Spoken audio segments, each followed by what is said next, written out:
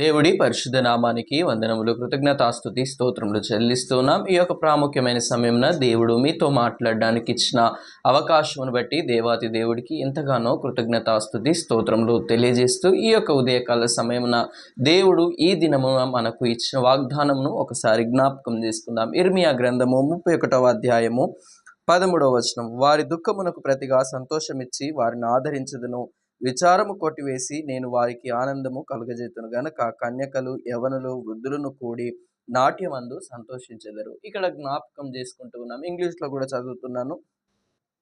Then shall the virgin rejoice in the dance, the young men and old men together, and I will turn their mourning into joy, and will comfort them, and make them joyful after their sorrows. ఇక్కడ చూస్తూ ఉన్నాం, విచారమును కొట్టివేసి ఆనందముతో ప్రతి ఒక్కరిని నింపే దేవుడిగా ఇక్కడ మనము దేవాతి దేవుడిని చూస్తూ ఉన్నాం. ఇక్కడ జ్ఞాపకం చేసుకుంటూ ఉన్నాం. ఎందుకు ఈ యొక్క పరిస్థితులు ఏ విధంగా ఉన్నాయి అనంటే, ఇక్కడ మనము చూస్తూ ఉన్నాం 10వ వచనంలో, 31వ అధ్యాయం 10వ వచనంలో మనం చూస్తూ ఉంటే, జనులారా యెహోవా మాట వినుడి అని ఇక్కడ జ్ఞాపకం చేస్తున్నారు. దూరమైన ద్వీపములలోని వారికి దాన్ని ప్రకటింపుడి. ఇజ్రాయేలులను చెదరగొట్టిన వాడు వాని సమకూర్చి గొర్రెల కాపరి తన మందను కాపాడునట్లు కాపాడునని తెలియజేయుడి. కాపాడే దేవుడు మనకు తోడుగా ఉన్నారు. ఆయన కాపాడుతూ ఉన్నప్పుడు మనము ఇతరుల ఎదుట ఏ విధంగా ఉంటూ ఉన్నాం. నిన్నటి దినమున మనం మోషే గారి గురించి ధ్యానించినప్పుడు, మోషే గారి గురించి నేను 2 విషయాలు చెప్పాను. ఎందుకు అనగా, మోషే నమ్మకమైన వాడు, సాత్వికుడని యెహోవా దేవుడే సాక్ష్యం ఇచ్చినాడు. మన జీవితాలలో మనము దేవుడికి దూరం అవుతూ ఉన్నప్పుడు ఇక్కడ జ్ఞాపకం చేయబడుతుంది. చూడండి, జనులారా యెహోవా మాట వినుడి. దేవుడి మాట విని వాటి ప్రకారము జీవిస్తే దేవుడు ఎంతగానో మన యందు సంతోషిస్తారు అనేది ఈ విషయంలో జ్ఞాపకం చేస్తున్నాను. తర్వాత దూరమైన ద్వీపములలోని వారికి ప్రకటింపుడి. దూరమైన వారికి కూడా మొదటిగా ప్రకటించాలి. అనగా దూరం అయిపోతున్న వారిని దేవుడి వైపు తిప్పబడాలి అని ఇక్కడ జ్ఞాపకం చేసుకుంటున్నాం. తర్వాత ఇజ్రాయేలీలను చెదరగొట్టిన వాడు వారిని సమకూర్చి. దేవుడే వారిని చెదరగొట్టారు. ఇక్కడ మనం జ్ఞాపకం చేసుకోవచ్చు. ఎందుకంటే వారి యొక్క చెడు ప్రవర్తన ఏ విధంగా అంటే, మోషే గారు దేవుడు చెప్పిన దాని ప్రకారము ఆయన 40 రోజులు ఉపవాసం ఉండి ఆయన ఆ యొక్క భూగోళ ప్రాంతంలో ఎత్తైన కొండపైకి ఆయన వెళ్ళి ఉన్నాడు. దేవుడు పిలిచిన ఆ స్థలానికి ఆయన వెళ్ళినప్పుడు వీరు కొండ కింద ఉండి వీరు విగ్రహారాధన ప్రారంభిస్తున్నారు. ఆవు దూడను చేసుకొని బంగారముతో వారిని నడిపించడానికి నాయకుడు కావాలని, మోషే ఏమైపోయిందో ఏందో తెలియదు అని వీరు ఆలోచన చేస్తూ, వారు ఎప్పుడైతే అనుకుంటూ ముందుకు కొనసాగుతూ ఉన్నారో వారిని దేవుడే ఇక్కడ వారిని అక్కడ చెదరగొట్టినట్టుగా మనం చూస్తూ ఉన్నాం. బాబేలు గోపురం కట్టేటప్పుడు కూడా దేవుడే వారిని చెదరగొట్టి వారి భాషలంతా కూడా తారుమారు చేసినట్టుగా మనము చూస్తూ ఉన్నాం దేవుని ప్రియులారా. ఎందుకంటే ఆ దేవుడే వారిని కాపాడే దేవుడు అని వారు గుర్తించడానికి వారికి అనేకమైన విషయాలలో దేవుడు సహాయము చేశారు. తర్వాత మోషే గారి నాయకత్వంలో ఉన్నప్పుడు, అంతకన్నా ముందు ఉన్నప్పుడు వారు ఎన్నో శ్రమలను అనుభవించారు. వారు ఫరో యొక్క దాస్యము క్రింద అనేకమైన విధాలుగా వారు దాస్యమును అనుగ్రహించుకున్నారు. అనగా వారు సొంత ఆలోచనల చేత వారు దేవుడికి దూరమైన పరిస్థితి అక్కడ మనకు కనిపిస్తూ ఉంది. తర్వాత వారిని గొర్రెల కాపరిగా ఆయన, వారి యొక్క ప్రజలుగా ఆయన ఇజ్రాయేలీలందరినీ కూడా పోగు చేసిన దేవుడని జ్ఞాపకం చేసుకుంటూ ఉన్నాం. ఇజ్రాయేలీలే కాదు, కానీ మనము కూడా దేవుడి ప్రియులారా, మనము కూడా దేవుడికి దూరముగా ఉంటూ ఆయన దగ్గర నుండి మనము సమాధాన స్థితిని కోల్పోతూ ఉన్నాం అనేది జ్ఞాపకం చేస్తూ ఉన్నాం. తర్వాత ఇక్కడ చూస్తూ ఉంటే, గొర్రెల కాపరి తన మందను కాపాడునట్లు కాపాడునని తెలియజేయుడి. ఆయన కాపాడే వ్యక్తి, ఆయన పొడగొట్టుకునే వ్యక్తి కాదు. ఒక గొర్రె తప్పిపోయింది, చూడండి మనకు ఉపమానం కనిపిస్తూ ఉంది. మత్తయి సువార్తల పాఠంలో మనకు కనిపిస్తూ ఉంది. ఒక 100 గొర్రెలు ఉన్నప్పుడు ఒక గొర్రె తప్పిపోయినప్పుడు 99 గొర్రెలను విడిచిపెట్టి 100వ గొర్రె కోసము వెదికినట్టుగా అక్కడ మనకు కనిపిస్తుంది. ఇక్కడ కూడా మనకు చూడండి ఆయన కాపాడుకొనును అని ఇక్కడ జ్ఞాపకం చేయబడుతుంది. అందుకే దావీదు మహారాజుగా ఉన్నప్పటికీ ఉన్నప్పటికీ ఆయన చెప్పిన మాట, నేను చూడండి దేవుని ప్రియులారా, ఆయనకు దేవుడు కావలసి ఉన్నది. నాకు యెహోవా నా కాపరి, నాకు లేమి కలగదు. ఆయన పచ్చిక గల చోట్ల ఆయన నన్ను పరుండజేయుచున్నాడని చెప్పారు. అనగా దేవుడు కాపరి అయి ఉన్నాడు కాబట్టి ఆయన అంతగా ఆయన తన్ను తాను తగ్గించుకొని దేవుడి నుండి సాక్ష్యము హృదయానుసారుడు అనే వరకు పొందుకున్నాడు. దేవుని ప్రియులారా, కావున మనము ఏ విధంగా ఉంటూ ఉన్నాం, మన యొక్క ప్రవర్తన, మన యొక్క జీవన విధానం, మనము దేవుడికి విరోధముగా ఉండి దేవుడికి విరోధముగా ఉంటూ ఉన్నామేమో ఒకసారి జ్ఞాపకం చేసుకోవలసినదై ఉంటూ ఉన్నది. తర్వాత ఇక్కడ చూస్తూ ఉంటే యెహోవా యాకోబు వంశస్థులను విమోచించుచున్నాడు. విమోచనకర్త అయిన దేవుడు, విమోచించే దేవుడు.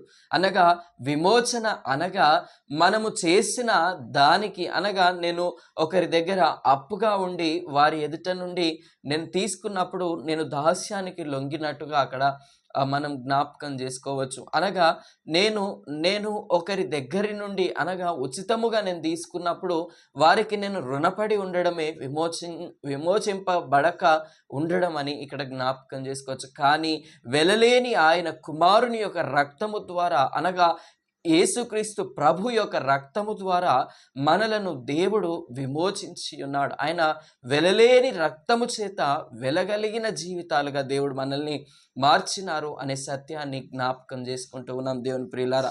అందుకే ఎఫెసీ పత్రికలో జ్ఞాపకం చేస్తారు, మునుపు మీరు దేవుడి యొక్క సమీపంలో లేనివారు, అనగా దేవుడితో సంబంధము లేనివారు, అవివేకులు అని అక్కడ జ్ఞాపకం చేసుకుంటూ ఉంటాం. కానీ సిలువను గురించిన వార్త నశించుచున్న వారికి వెర్రితనము, కానీ రక్షించబడుతున్న మనకు దేవుడి యొక్క శక్తి. ఎందుకు దేవుడి యొక్క శక్తి అనగా ఆయన మనలను విమోచించి ఉన్నాడు. విమోచన కర్తగా ఆయన మనకు ఆశ్రయమై ఉన్న దేవుడు కాబట్టి ఇక్కడ జ్ఞాపకం చేసుకోవచ్చు. తర్వాత వారు వచ్చి సియోను కొండ మీద ఉత్సాహధ్వని చేతురు. సియోను కొండ అనగా దేవుడి యొక్క పరిశుద్ధమైన స్థలము అని ఇక్కడ జ్ఞాపకం చేస్తూ ఉన్నాను. దానికి ఉన్న ప్రాముఖ్యత, దేవుడు ముఖాముఖిగా అందరికీ కనిపించే ఆ యొక్క పర్వతము అనగా దేవుడి యొక్క మందిరమే, లేదా దేవుడి యొక్క సన్నిధి అని ఇక్కడ మనము జ్ఞాపకం చేసుకోవచ్చు. తర్వాత యెహోవా చేయు ఉపకారమును బట్టి, గోధుమలను బట్టి, ద్రాక్షరసమును బట్టి, తైలమును బట్టి, గొర్రెలకు పశువులకు పుట్టు పిల్లలను బట్టి సమూహములుగా వచ్చెదరు. వారిక నెన్నటికి కృషింపక నీళ్లు పారు తోట వలె ఉందురు అని ఇక్కడ జ్ఞాపకం చేసుకుంటూ ఉన్నాం దేవుని ప్రియులారా. కావున మనము దేవుడి యందు ఆనందించే వారముగా ఉండడం కన్నా మన యొక్క కృతజ్ఞత భావము ఇక్కడ కనిపిస్తుంది. ఇక్కడ కృతజ్ఞత కలిగి దేవుడు ఇచ్చిన దానిని బట్టి మనం కృతజ్ఞత కలిగి జీవిస్తే ఎంతగానో దేవుడు మనలను ఆశీర్వదించే దేవుడని జ్ఞాపకం చేస్తూ ఉన్నాను.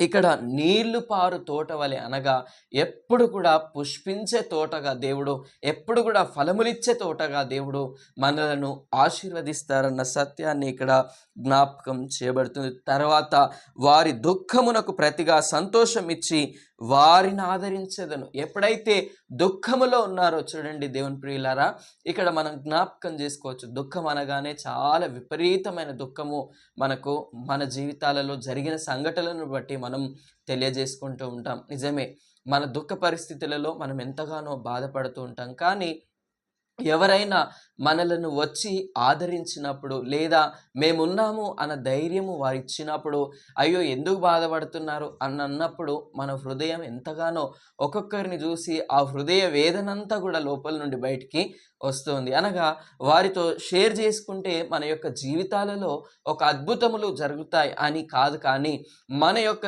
అనుభవాలలో కొన్ని వారితో షేర్ చేసుకున్నప్పుడు మనకు ఎక్కడ లేని హృదయ వేదన అంతా కూడా ఫ్రీ ఆఫ్ అయిపోతామని మనము జ్ఞాపకం చేసుకుంటూ ఉంటాం. నేను కూడా మానవుడినే, మీరు కూడా మానవ రీతిగానే ఆలోచన చేస్తూ ఉన్నప్పటికీ మనమందరము కూడా మానవులము కనుక మనకున్న దుఃఖములో నుండి ఎవరైనా ఆదరించే వారు దొరుకుతారేమో అని ఎదురు చూస్తూ ఉంటాం మనము నిజంగా.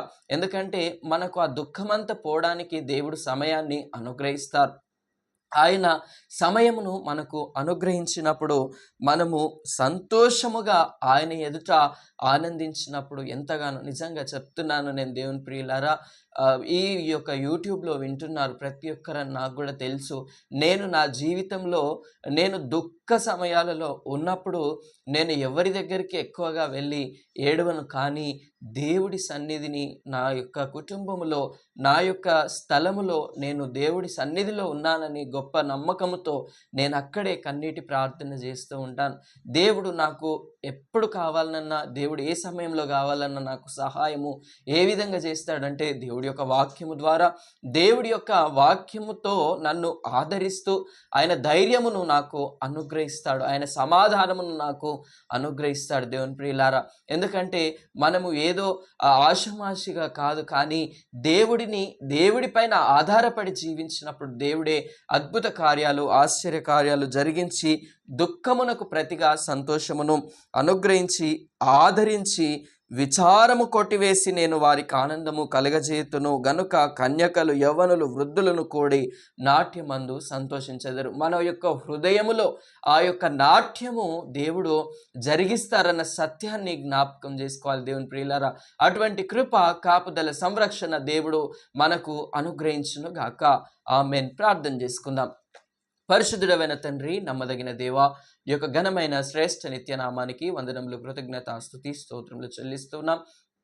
నీవిచ్చిన కృపను బట్టి, సజీవత్వాన్ని బట్టి అయ్యా తండ్రి, నీ యొక్క కృపలో ఈ విధంగా చేరి అయ్యా తండ్రి ప్రార్థించడానికి మీరు ఇచ్చిన అవకాశమును బట్టి కృతజ్ఞతాస్తుతి స్తోత్రములు చెల్లిస్తూ ప్రార్థన చేస్తూ ఉన్నాం. అయ్యా తండ్రి, మీరు విమోచించే దేవుడు, కాపాడే దేవుడు తండ్రి, నీకు స్తోత్రములు. విచారమును కొట్టివేసి ఆనందముతో నింపే దేవుడు ప్రభువా, నీకు స్తోత్రములు చెల్లిస్తున్నాం.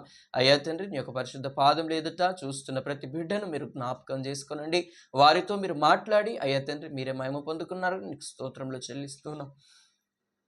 నీ యొక్క కృపలో ప్రతి ఒక్కరితో అయ్యా తండ్రి పేరు పేరు వరుసన మీరు జ్ఞాపకం చేసుకొని కావలసిన ప్రతి ఈవిని, ప్రతి శ్రేష్టమైన వాటిని ఈ దినమున బర్త్డేస్, యానివర్సరీస్ జరుపుకుంటున్న వారిని, దుఃఖములో ఉన్న వారిని అయ్యా తండ్రి ఆనందింపజేయమని ప్రార్థన చేస్తున్నాం. మీరు తోడుగా ఉండి కృప చూపించి అయ్యా తండ్రి నిరాకడ కొరకు ఎదురు చూస్తూ ఉండగా రేపటి దినమున అయ్యా తండ్రి నీకు స్తోత్రములు చెల్లిస్తున్నాం. నీ యొక్క పరిశుద్ధమైన అయ్యా తండ్రి ఆలయంలో ప్రతి ఒక్కరు కనబడలాగున కృప చూపించమని ప్రార్థన చేస్తున్నాం. రేపటి దినమున అయ్యా తండ్రి యూట్యూబ్ అయ్యా తండ్రి నీకు స్తోత్రములు చెల్లిస్తున్నాం. ఛానల్ ప్రజెంటేషన్ను అయ్యా తండ్రి లోగో అయ్యా తండ్రి మీరు జ్ఞాపకం చేసుకోనండి ప్రభా. నేను ఎడిట్ చేయబోతుండగా మీరే తోడుగా ఉండి కృప చూపించి అయ్యా తండ్రి నాయన కార్యములో మీరు తోడుగా ఉండి నీ యొక్క సమృద్ధికరమైన నీ యొక్క కృపను దయచేసి మీరే ముందుండి నడిపించి నీ యొక్క తలంపుల చేత పవిత్రపరచమని యేసుక్రీస్తు పరిశుద్ధ నామం అడిగి వేడుకుంటున్నాము తండ్రి.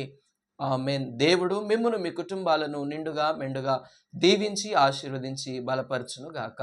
ఆమేన్.